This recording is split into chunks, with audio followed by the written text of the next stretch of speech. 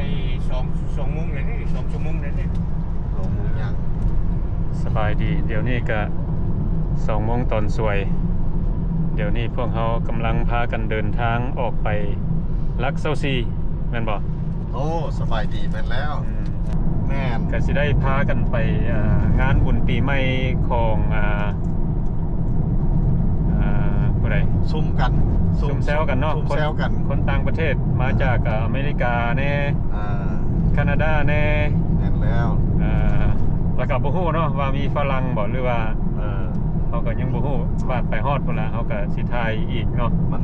บอนเฮาไปนี่ก็สิเป็นเฮือนของผู้ที่มาจากต่างประเทศแล้วเพิ่นปลูกเฮือนปลูกซานเพิ่นมาจากแคนาดาเนาะมาปลูกเฮือนอยู่ลาวเขาก็ยังบ่เคยไปเห็นซะดอก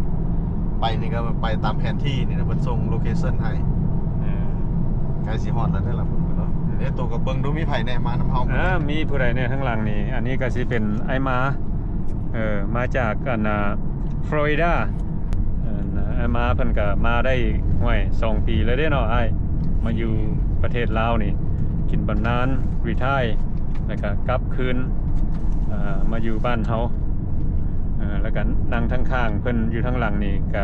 มิสเตอร์ตุนสบายดีตุนมาจากแถวโอ๊กแลนด์แคลิฟอร์เนียเพิ่นก็หาก็มาลาวได้ทิศปลายนี่ที่บอกทิศ1บ่ทิศ1เนี่ยประมาณนั้นได้ประมาณอาทิตย์นึงเนาะแผนของเพิ่นก็สิอยู่เดือนนึงเพิ่นก็มาเยี่ยมยามพักเวียกพักงานเนาะแล้วก็มายามบ้านเกิดเมืองนอนแล้วแผนของเพิ่นนี่ได้หาก็มา first time ครั้งทำอิฐเพิ่นมาเยี่ยมยามประเทศลาวแต่ออกจากประเทศลาวแต่1979เนาะเพิ่นก็บ่ได้มาเห็นประเทศลาวหลายปีได้มาเพิ่นก็เลยว่าโอ้ปีหน้านี่สิมาอีกว่าซั่นบางเทื่อก็บ่ฮอดปีหน้าเพิ่นว่าเนาะเดือน12เพิ่นว่าอันนี้ละอันนี้ก็เป็นอันคำที่เขาเว้าเนาะคันผู้ใดมาประเทศลาวนี่ได้ระวังไว้เพราะว่าหยังเพราะว่ามาแล้วมันติดมันย่ามอยากมาอีกคือค่อยเคยบอกนั่นแหละโจ้มาพี่เนาะแล้วก็ยามเจ้าลุกกลับไปคืนเนาะแล้วก็ยามลงยนต์ไปหั่นนะไปหาซื้อไก่รถซื้อไก่มาต้มแล้วก็มัดเอาเข้าเอาขวนกลับคืนขวนมันล่องลอยอยู่ลาวพี่นี่ได้ยินเพิ่นเว้าให้ฟังว่ามันอยากมาเอ้ากลับไปอยู่อเมริกาแหละขวนเจ้ายังล่องลอยอยู่พี่ลงทางบ่ต้องมัดเอาขวนกลับคืนเด้อมัดเอาขวนกลับคืนเนาะอันนั้นเป็นอันแนะนำจากไอ้รัฐใจดีเบิ่งแผนที่ก่อนมื้อนี้ก็ใกล้สิฮอดปีใหม่แล้วเนาะเพราะว่าบางคนเขาเจ้าก็ฉลองแล้วแม่นแล้วแต่ว่าเดี๋ยวนี้คนคนลาวเฮามาจากอเมริกากับแคนาดาเนาะเพิ่นสิได้ฉลองมื้อนี้แล้วเฮาก็สิถ่ายให้ FC เบิดทุกคนได้เบิ่งนํว่าวิธีเพิ่นเฮ็ดบุญปีใหม่อยู่ประเทศลาวแบบใดเนาะคนมาแต่ต่างประเทศโอ้ก็สิเฮ็ด4 เลนนี่โอ้ใหญ่เด้8 เลนนี่เฮ็ดแล้วนี่ทางชนยอดเลยใหญ่เด้ออยู่นี่เอาอยู่ลัก21นี่โจเดี๋ยวนี้ลัก21เพชรไพล้อมมันอยู่ใช้รัดจ้ะอินเจคชั่นผู้ว่าไพล้อมมันว่าหลายตัวบ่ฮู้ได้คนมามื้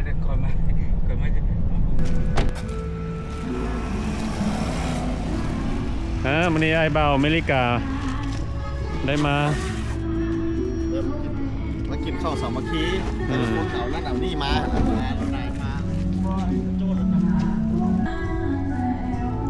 เบิ่งบ้านของเพิ่นหมากชมพูม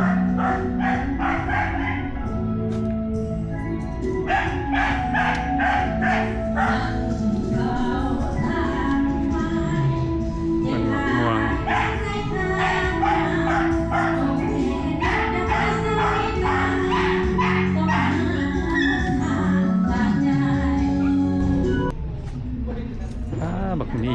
หลายหน่วย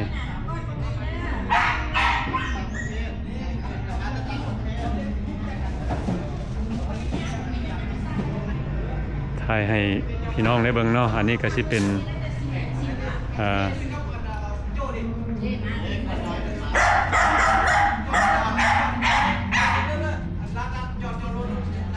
เพื่อนของเอื้อยเวียงอนามัยมาจากแคนาดาอันนี้ก็สิเป็นข้างทมิตรเนาะเพิ่นพวกเราได้พากันออกมาสบายดีฮะผมก็จะให้คักนี่นี่เลยโอ้คนพอดีได้ให้เจ้าได้ฮะเจ้าได้ดีให้สิเล่นเจ้าเล่นเนาะโอ้ค่อยที่บวชอยู่แคลิฟอร์เนียค่อยล้างมือไปแล้วล้างมือเนาะลูกชายสิมามือวันที่13เราติดตามเจ้าตลอดไอ้โจรบอกซะรุ่นที่บวชเก่งเด้อสนิทอยู่แคลิฟอร์เนียอยู่ไอ้เจ้าเราสิมาติดกันได้มือวันที่13ลูกชายมาเป็นยนต์มือแรงแล้วฮอด13ฮอดติดต่อว่าเจ้าขนาดไหนโจรนะโอ้นี่เป็นบ้านสองผัวเมียมั้ยนี่อยู่นี่สองผัวเมียกับหลานอยู่นี่น่ะได้รับเชิญเข้ามานั่งเอานั่งลงบอกเอาทั้งพี่ก่อนเนาะเอาทั้งพี่ก่อนบอกคักทั้งเป็นเพิ่มก็ได้เพิ่มก่อนก็ได้ให้เราน่ะก่อนแต่มีพัดลมนั่นแหละโอ้คักหลายมีตัวพุ่นน่ะเดือดทั้งหน้าตัวนี้มายินเรื่องของเราเด้อเอาเด้อตามใจเด้อเด้อโอ้บักกล้วยบักกล้วยกับแขกต้นอยู่พุ่นน่ะบักกล้วยอันนี้ได้ต้นนี้เลยว่าเป็นกายว่าเพลงเจ้ากี้ไปพูดได้ว่าว่าสิบอกอันนั้นสดมาได้ลงค่อยๆเด้มันมีคนขึ้นในบอลสายยันไปละพอแล้วทานสายยันโมเมนต์สายยันนักร้องเด้ออันนี้เป็นนักดื่มสายยันนักดื่มโมเมนต์สายยันสายยันนักดื่มอันนี้นะเชิญนั่งรถเชิญขึ้นมานั่งพี่กันเลยเชิญขึ้นมาเชิญพี่ก่อนเชิญมาพี่เชิญขึ้นมาเชิญพี่ให้สายยันมาจากอาลาบามานั่งพี่มานั่งเชิญมานั่งนี่นักร้องเอ้ยเวียงอนามัยนักร้องมาจากแคนาดากินแกงฮอดมือแรงเพื่ออะไรนี่นะโอ้คักหลายบ้านเพิ่นหมกม่วงมีห้องน้ำต้นมะพร้าวว้าวมาเขาขอล้อเบิ่งเนาะเห็นเราก็ต้นบักมี่น่ะต้นบักมี่ทั้งหน้าเด้อผู้ใดกินบักมี่เจ้าให้เอามือบักมี่โอ้มะพร้าว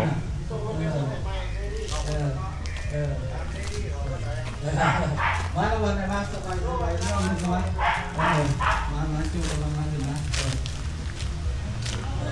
นี่แหละน้องเนี่ยโอ้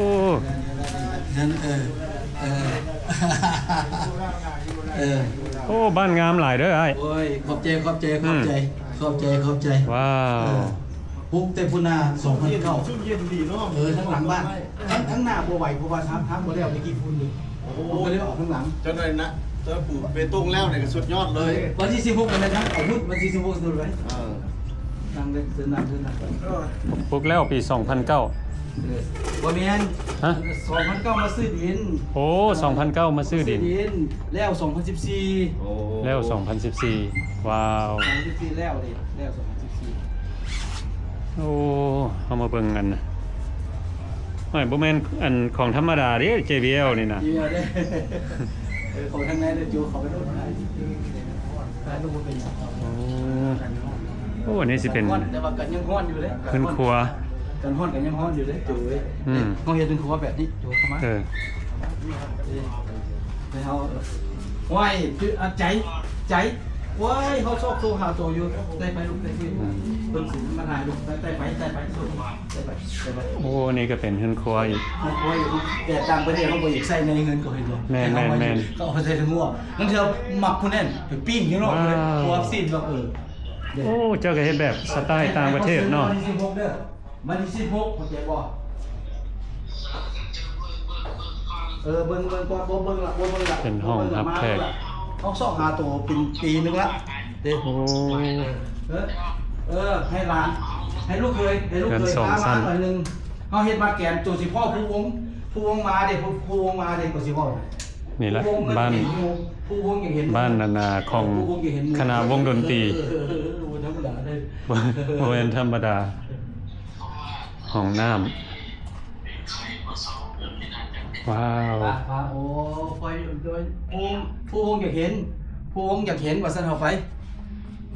ห้องรับแขก2ห้องเนาะ ตัวนี้เป็นตัวเขาดีตัวใหญ่ตัวนี้เป็น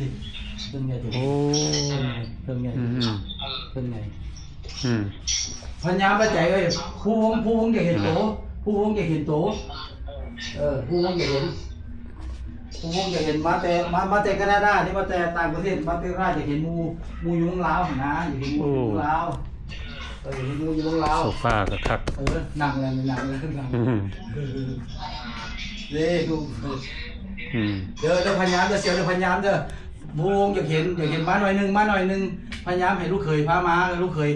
ยเขากินได้เขาก็มาให้พาเขามาหมอนั่นก็จือบ่หมอนั่น2-3คนมันเรื่องกับเมียเขาดีได้เรื่องกับเมียต่ำจอกกันอันนี้ก็เป็นหูใจเยอะมากโอเคขอบใจเสียว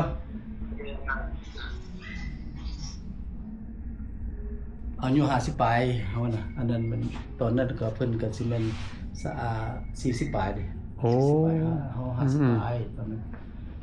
เมียเจ้ามาแต่งเอาอยู่ลาวพี่นะ บ่แต่งกันอยู่ โอ้อยู่แคนาดาพุ่นน่ะ เฮามาถ่ายรูปซื้อถ่ายรูปอยู่ โอ้ ขึ้นเมื่อบ่โจเบิ่งทั้งๆนำเนาะนำเลย โอ้เงิน2สั้น 2ตั้งเอาแล้วจะขึ้นยาก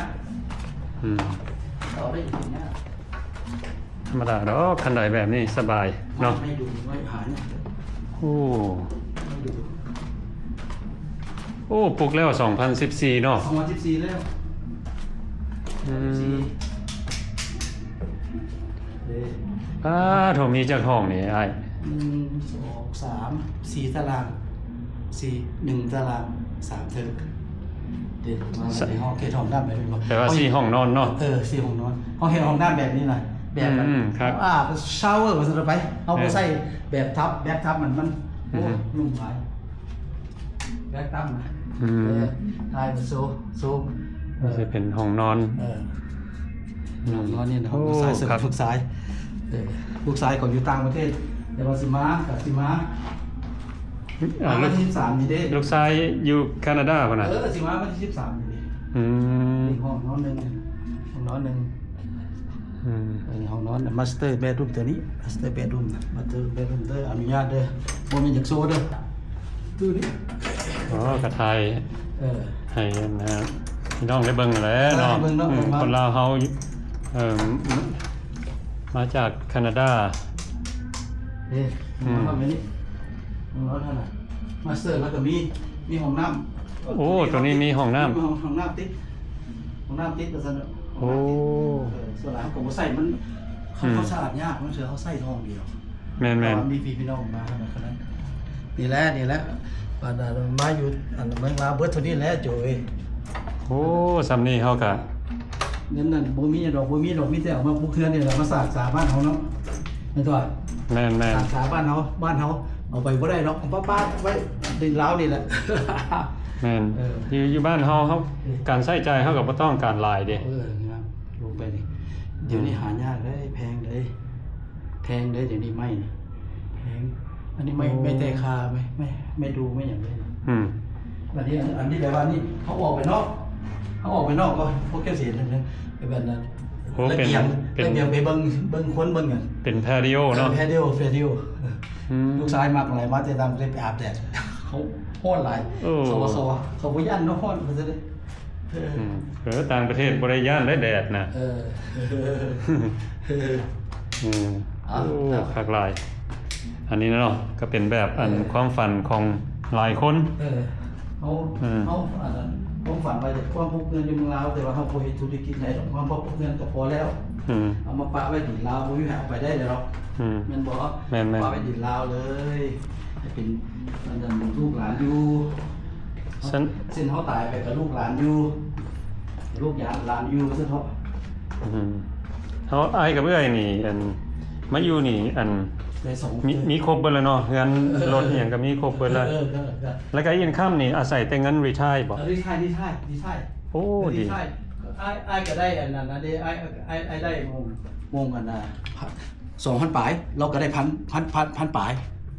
ไอ้ได้2,000 ปลายเราได้พันปลายเราได้พันปลาย ส่งผู้เมียกินบ่เบิด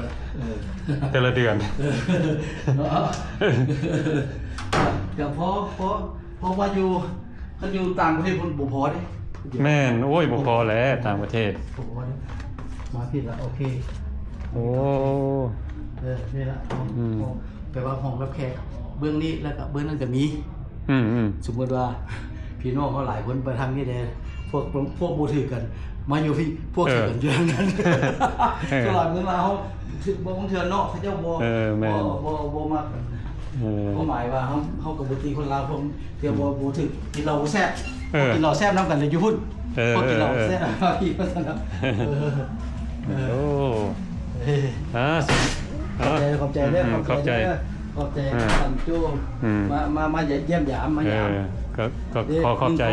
หนึ่งเข้าไปเมืองลาวนี่หนึ่งเข้าเลยเขาอยากมีเตาถ่านก็เลยมีเตาแก๊สเตาแก๊สเราจะเตาแก๊สโอ้ว้าว very nice I love it มาไกล ถ้าพี่เขาใส่น้ำบาดาลที่เขามาอยู่น้ำบาดาลส่งมันก็น้ำปลาบ่มาเถอะวันนี้น้ำปลามาหาก็มา2 ปีไอ้เอาน้ำปลาเข้าน้ำปลาเขาดูเส้นนี้ได้แต่กี้น้ำบาดาลเขาคือเรื่องพุ่นเรือไฟบ่มาเขาใส่น้ำขึ้นไปเรื่องได้นี่แปลว่าไฟบ่มาเส้นน้ำบาดาลอยู่เรื่องพุ่นแต่ว่าไอ้กับใส่แบบเดียสิมาบอกอยู่เมืองลาวเขาต้องได้อยู่เพราะหมายว่าน้ำบาดาลเขาเห็นแมนคือนั่นจะว่าคือนั่นไอ้สเปนมันอยู่หลายเลยเพราะว่าน้ำเป็นเลือดของเขากินน้ำบัวสะอาดเนี่ยเขาอาจจะบัวสบายเนาะเขาบัวสบายเห็นบอกไอ้เอาน้ำบาดาลตะกี้บนมีน้ำบาดาลไอ้น้ำบาดาลขึ้นมาตอง3 ตอง 1 ตองอันละ$1,000 $1,000 เดี๋ยวนี้บ่ได้2,000เนี่ยนี่สแตนเลสแปลว่าเสื้อปูนแล้วก็เสื้ออันนั้นน้ำเป็นน้ำหมอกน้ำมันอย่าง1 2 3อย่าง2-3อย่างเอาขึ้นเมื่อไว้แล้วเอาลงไปใส่วันนี้น้ำปลามาไอ้น้ำปลานี่ก็แปลว่าเขาบ่ใส่ตัวนั้นเขาใส่แต่อันนั้นซื่อใส่พวกดอกไม้เขาที่เขาใส่น้ำปลานี่น้ำปลาเมืองลาวก็โอเคน้ำปลาเมืองลาวบ่ขึ้นสิเว้าก็สะอาดน้ำปลาสะอาดแต่ว่ามีน้ำบาดาลเมียนเนาะน้ำบาดาลตองแล้วก็ขึ้นไปอยู่เทิงเพิ่นเนาะอยู่เทิงแล้วเขาลงไปใส่เลยบัดไฟบ่มีมันก็ลงเด้เขามันค่อยเด้สูงเด้ไฟออกมามันก็ลงเด้เขาเต็มตลอดว้าวครับนี่บ่มีหนังนี่ทรายบ่มีหนังนี่ข้างหน้าบ่มีไฟนี่บ่มีหนังนี่นะอันนั้นตรงน้ำฝนนั่นน่ะลูกน้องตรงน้ำฝนนั่นเอาไว้วดเขาบอกประหยัดน้ำเลย ไปรดต้นไม้ต้นอย่างเนาะเต็มเหมือนวุ้นธรรมดาเลยคนเมืองลาวถูกโอ้คักหลาย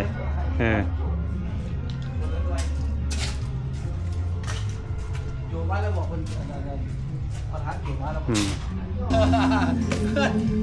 คนต่างประเทศวันผมเข้าจริงเว้ยคนต่างประเทศเห็นบ่หวานบริษัทน้ำตาลไหนบริษัทน้ำตาลว่าเป็นไรดีวะเอาบอกเข้ามันหอมมาแบบสุดเลยนะใครอยากกินของเจ้าอีกแล้วนะเอาพี่แม่5-6กันดิมาเลยหวานธรรมชาติเนาะเป็นว่าไอ้จ้างคนเอาลงไอ้ไปโอ้ใส่ยำเก่งด้วยบอกข้าวกับเป็ดมาจะตังไปเลยว้าวที่ทางใต้บ้านห้องนะผมเก่งเวียนนาที่สวนทุกคนเฮ้ยยาพวกเขาไปอยู่ใต้ตัวเขาอยู่ใต้โอ้คือว่าข้องแค้วถ้าเจ้าเคยเห็นมาบ้างมันคนบ่ข้องแค้วเทมบ่ได้เลยตัวนี้นะคุณอ่ะ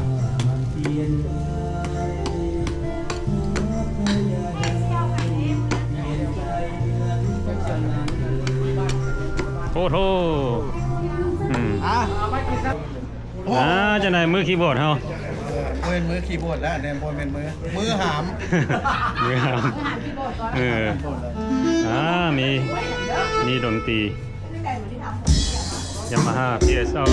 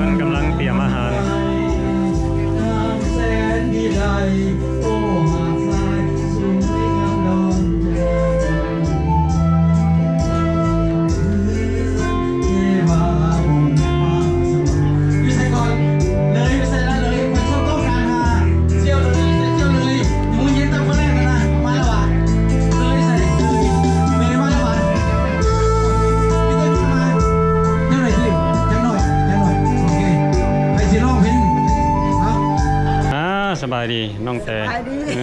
โอ้มายามไหนบ่ฮู้เลยนี่นะมาฮอดนี่ไอ้ ก็มาฮอดเนาะ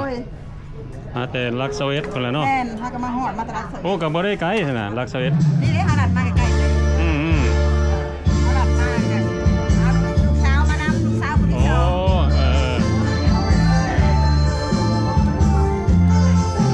อันนี้ไม่ได้อย่างหนังหมูนี่ หน้ากากหมู หน้ากากหมู แม่หน้ากากหมูเอาก็บ่มีหยังมาสมทบกับเพิ่นได้เห็นสุพักมาปลาเค็งบ่ได้แหละปลาเค็งในน้องอะไรบ่ได้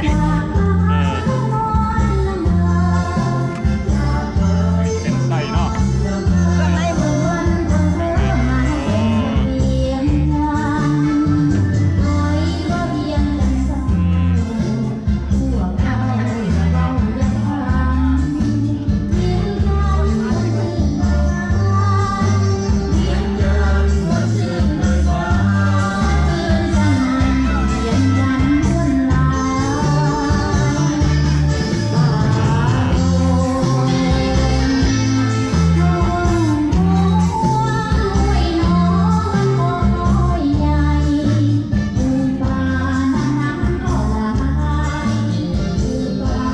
สบายดีล่ะ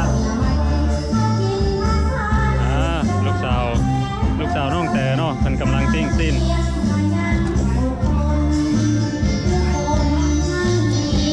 สบายดีอาจอนเป็นยังไงยินดีไม่แห้งโอเค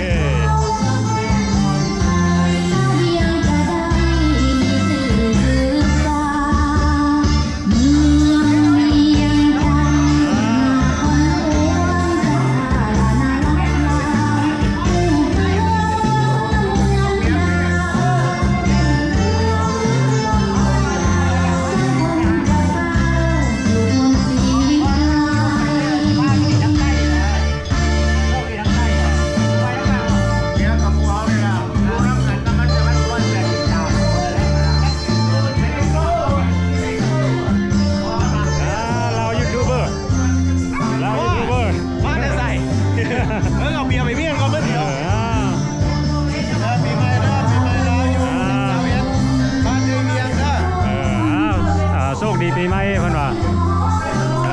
บ่ได้เห็นโดนแล้วเนาะบ่ได้เห็นโดนแล้วเป็นลายเป็นดาวเข้าเดือนนึงไม่ได้หรอ มากินแซ่บ ไหนว่าเขามาจอยเนาะเมืองเก่าหรอ You look like you lose some weight. Yeah. A lot of weight. I gotta go. No. But it's good like that. Good. Yeah. ออกมากินทุกมื้อเลย Saturday brothers baby. We back. แม่เมื่อปีใหม่เด้อเพราะว่าเพิ่นใส่เสื้อปีใหม่เนี่ยก็ต้องปีใหม่เด้แม่นไว้ใส่ยันแม่นแล้วเพิ่นว่าล่ะที่สัมภาษณ์แต่ละทางได้บัดนี้พอว่าข้าพเจ้านี่เจ้าภาพได้ฮู้จักว่าเพิ่นมาแต่ทางใดคันว่าบ่ทันมีเมียก็คันบ่มีผัวว่ากันไหมก่อนขอแนะนำตัวเนาะวันนี้เนาะ แล้วก็ขอขอบใจกับ MC เพิ่นมาได้แท้ไอ้โจบันนอกแล้วก็ไอ้มอนบอกแม่นแล้วอัน FP เกินคือกันเด้อแล้วมีไผได้ไอ้รักใจดีเด้ไอ้ตุ้ยใจดีไอ้รักใจดีแม่เขาบ่เข้าใจเนาะที่ว่าอันไอ้กับน้องมาสมนมกันมื้อนี้ปีใหม่ก็บ่มีจักเทื่อที่ว่าสิได้มาพ้อกันบัดนี้เนาะหลักแนะนำตัวเด้อขออันนี้เป็นอันทั่วหน้าท่านคุณแผน โคศกนักร้อง ข้าพเจ้ากับสุโจเนาะที่ว่าเคยอาศัยอยู่ประเทศแคนาดาเนาะอยู่โตรอนโตวันทาริโอเนาะใกล้นั่นในกาฟอน่ะคือผมอาจสิฮู้จักเนาะในกาฟอนี่ก็มีเสียงดังในโลกเนาะเป็นน้ำลงตับสูงระหว่างอเมริกาและแคนาดาเนาะแต่ว่าข้าพเจ้าภูมิใจที่ว่ามื้อนี้ได้มาสร้างสรรค์ร่วมมือร่วมแฮงเนาะวัตถุของทุกคนร่วมใจที่ว่าเห็นหน้าคนหล่อคนลาวเนาะที่ว่ามาบรรปลายชีวิตมาอยู่บ้านเฮาเนาะแต่ว่าระยะนี้ก็ระยะบุญทรงการเนาะบุญปีใหม่ลาวเฮาเนาะก็ข้าพเจ้าบ่มีหยังดอกแต่ว่าคนอื่นก็หมดเจ้า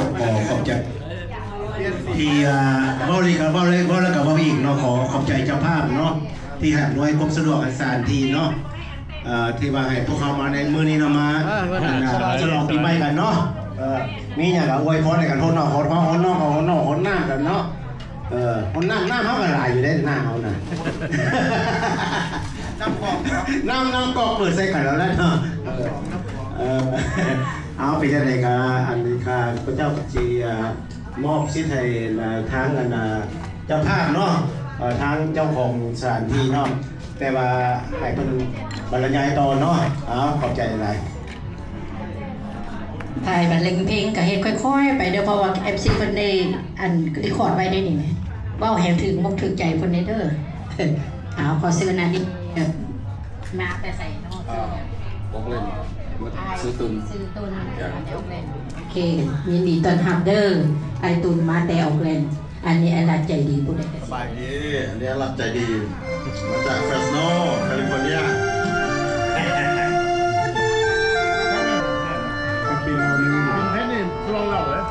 ดีจอนมาจากเฟรสโนแคลิฟอร์เนียสบายดีปีลามีเนียชื่อมาจากแอร์แฮมแคลิฟอร์เนียว้าวแคลิฟอร์เนีย อันนี้ดังเนาะมาลายให้นี่มันจะไม่ได้เปลี่ยนใจก่อนนี่สเกียร์มาจากแคลิฟอร์เนียเป็นแย่บิวสิขอบอกเข้าใจเด้อยินดีต้อนรับพี่น้อง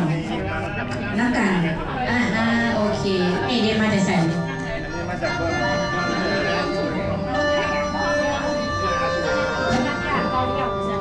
เกาเลียวซิตี้มาแต่เกาหลีso how are you where you from Oregon ฮะภาคยังโอ้ฮะโอเคมาแซ่บอะไรก็ได้น้ำผู้ใดมาได้ผู้ใดเมียล่ะเมียเหรอผู้กินเบียร์แล้วเอากินเบียร์มาร์คมาแต่เมืองอเมริกาพอเขาบ่มีเมืองแล้วเขาแยกอยู่ไปอยู่โพแลนด์ออริกอนแล้วก็ไปเวอร์จิเนียแล้วไปดีซีแล้วก็ไปนอร์ทแคโรไลนาเซาท์แคโรไลนาครับขึ้นไปเวอร์จิเนียไปนี่เรียนจากลาวได้บัดนี้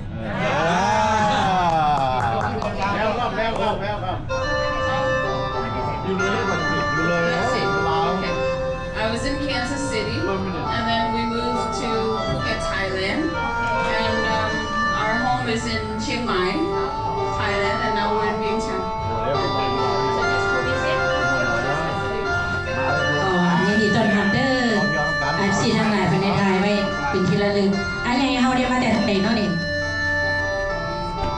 เป็นลี่สิบ่ได้เรียนเขาอยู่บ่นี่มาแต่ละใดแม่บ่เว้าเลยอย่าแหละไอ้โจไปสัมภาษณ์เองเด้อขอบคุณขอบใจนำที่ว่าไอ้เด้อน้องเธอน้อยยินดีฮู้จักกันละเมื่อทุกผู้ทุกทางที่ได้เข้ามาว่ามาในงานวันนี้ก็ขอขอบใจกับท่านเจ้าภาพผู้เพิ่นเป็นอาหารแล้วก็เจ้าภาพสถานที่แล้วก็แขกมีเกียรติที่มาในงานเนาะ แม่นำกันเด้อเอาตรงก็เป็นเกียรติทุกคนอยู่ดีมีแรงคนเจ็บจะได้คนไข้ยังมีให้ห่างให้มีให้โชคให้มันให้ลาภให้รวย คือไอ้ตุ้ยนี่บ่มีกิจก็ให้มีกิจเด้อบาดนี้นะมื้อนี้ให้ไอ้โจ้อธิบายหน่อยนึงได้บ่ว่าพวกเขามานี่เหตุผลนี่หยัง เหตุผลว่ามื้อนี้เนาะที่มาซุ่มนุมกันเนาะระหว่างคนลาวเฮาเนาะก็อยู่ต่างแดนระหว่างแคนาดาอเมริกาหักแกนแม่นแกนเนาะหักแกนก็อยู่เพื่อนอันหมู่เฮาเองนี่ล่ะท่านบวกคำกับเรื่องอนามัยไปอาทูเนาะมันก็เป็นนักดนตรีทั้งผู้ทั้งเมียเนาะเพิ่นอำนวยสะดวกให้ทานที่เพิ่นเนาะมื้อนี้มามาแข่งกันปีใหม่ฟ้าใหม่ต่อไปเขาจะเป็นการโคตรหน้าของเราคนหน้าก่อนนะอาการร้อนดีเนาะเรื่องราวนี่ปัจจุบันได้ประมาณคันว่าเฟอร์รี่ให้กับเป็น100โอเวอร์100เนาะไปเนาะมาเรียกคนสิทธิ์นี่เป็นสิถ่ายรูปว่าซั่นเข้าจังหน่อยเดี๋ยวเข้ามา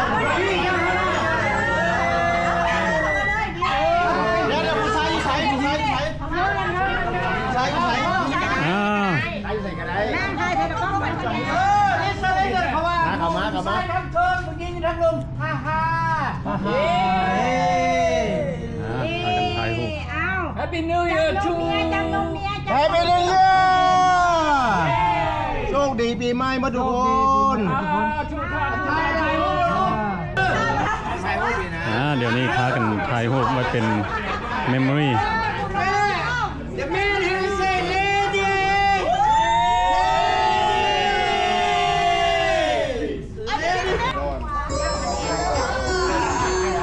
ก็มีหมู่ครูมาจากอเมริกาแคนาดา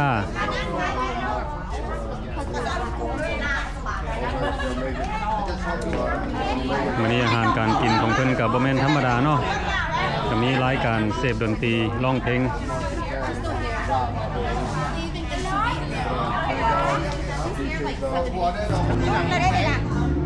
ซุปก็ขึ้นเนาซุปไอ้มันซุปไรเลยผมไม่กลัวเอาลงแล้วมันซุปแล้วมันก็หอมได้บอกท่านเฮาบ่เด็ดมันก็สิเน่าแล้วเนาะไว้เน่าเลยเพราะว่ามันเน่านะอันนี้ก็ซุปเลยมาเด้ซุปแบบนี้ซุปแล้วมันน่ะมันทำมาไว้เน่าแล้วเนี่ยระวังมันล้นซื้อหัวเด้อตายระวังคือยายปิดได้ขนุนล้นซื้อไม่ได้ขออนุญาตจากเขาเจ้าของบ้านนะบ้านเจ้าของบ้านอนุญาตเขาก็จะขอจะรวยเนาะอนุญาตเจ้าของบ้านโอเคแล้วเขาก็จะขอจะรวยเมื่อกินเนาะแต่ว่าเขาก็อยากบ้านจับไปแล้วเลยไม่ได้ขออนุญาตเนาะมันใช่บ้านหลักเนาะมันอาจจะงามเขาจะขออนุญาตเจ้าของบ้านว่าโอเคแล้วเขาก็ดีมาที่ตามน้องกันเนาะอันนี้มันมีฝ่ายหวานผมมีหนังเด้กินแล้วมันอ่อนดีแซ่บดีแซ่บหอมพอนี้น่าจะเจ้าของหมดแล้วเขากับมากล้ากันแน่นอนจะไปหาเนี่ยเขากับมากล้ากันเขากับว่าคนนี้อันเจ้าของอันนี้เจ้าของมันยาวที่จะรวยเนี่ยหัวใจของนายนักหนาจะขอก็รีบขออย่ารอให้ถึงปีหน้าของอื่นนั้นขึ้นราคาแต่ค่าตัวน้องรับรองเหมือนเดิม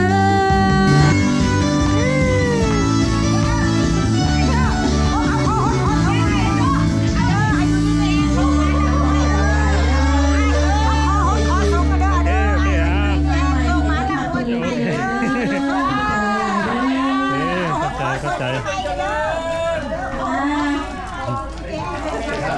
ขอให้เขาโคอนาดามบันทึกที่บอดินตัวให้บอกดินตัวเสียงนี่แหละโอ้ย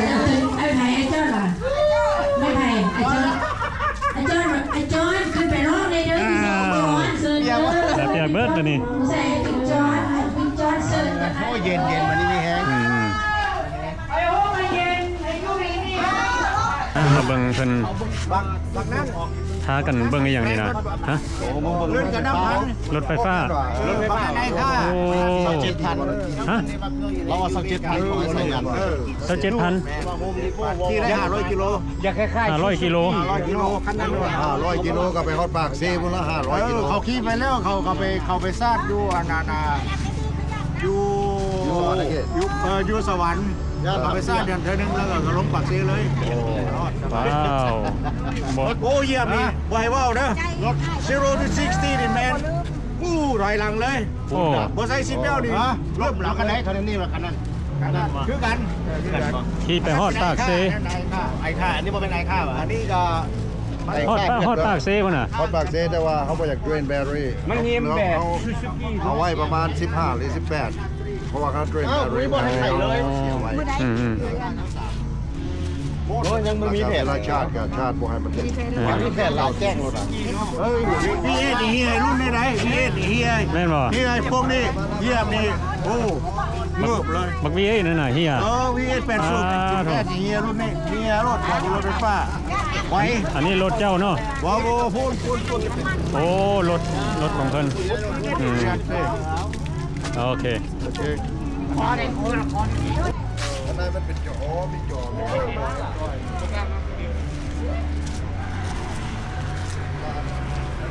โอ้งามเว้ย27,000 ดอลลาร์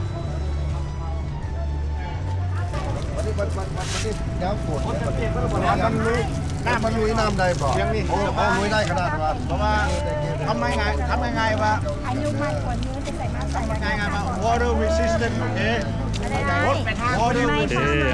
ย สุขภาพแข็งแรงเห็นอย่างไรเจริญรุ่งเรืองเดินทางไปใส่มาใส่กับแก้วคาดปลอดภัยสุขกายสุขใจเด้อ สาธุขอบใจละลายเปียกละเปียกต่อ คุณเอาคนแรกนะ เออ เรามาถูกน้ำนะปีนี้เราโมโซคือคนใหม่เคยนี่เคยสิอวยพรให้เคยอวยพรให้นะเขาบอกรถ พลัดจะได้ บอกแล้วลงมาถึงน้ำ ใครก็ได้คำอวยพรแล้วเดี๋ยวนี้นะ ถ้ายักโซ่คณะบอกแล้วออกมาลงสิอวยพรให้แล้ว โอ้ก็บ่เป็นหยัง เคยอวยพรให้นะจะโชคนะ อันนี้ก็โชคภัยโชคมันเนาะ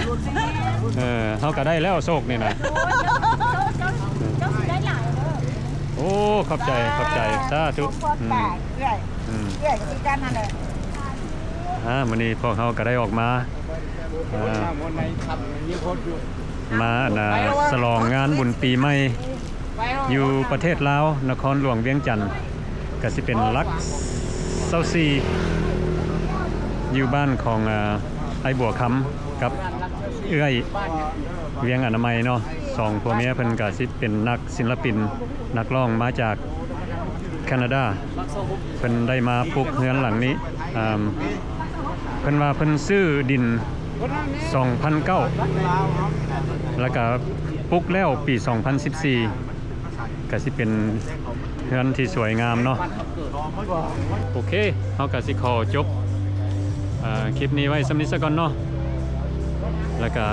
เป็นอย่างไรก็ขอบใจเบิดทุกคนที่เข้ามาเบิ่งวิดีโอของเรา